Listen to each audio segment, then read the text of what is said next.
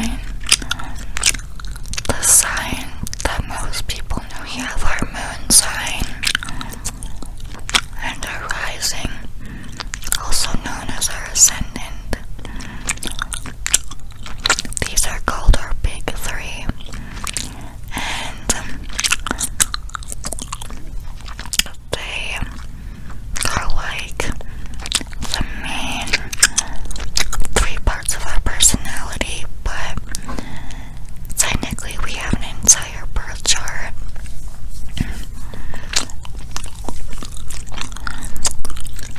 There's this website that you can go to called Astrology, where you can find out your entire birth chart. You have to know your birthday, the day, the month, and the year. Everybody knows that. And then the place of your birth.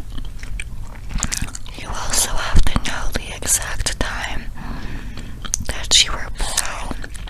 The website goes really into depth about what everything means and how specific signs affect us, and basically help explain why we are the way that we are. Astrology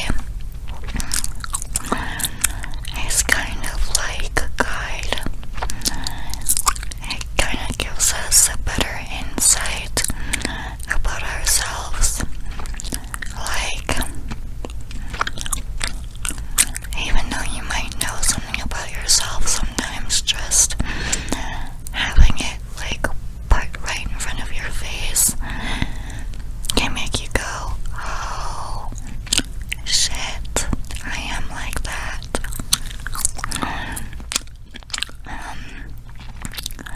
I just think it's really intriguing.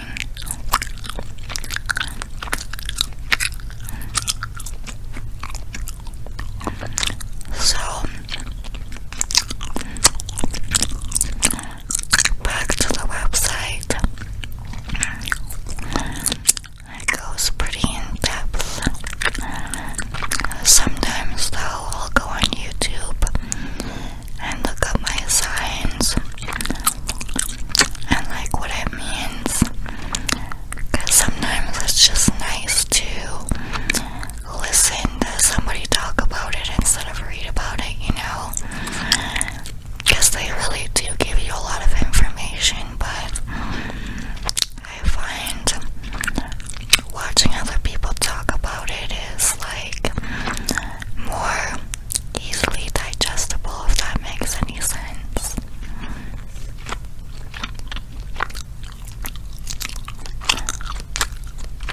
So, there are 12 zodiac signs, and there are 4 elements. So, there's Earth, which is Taurus, Virgo, and Capricorn.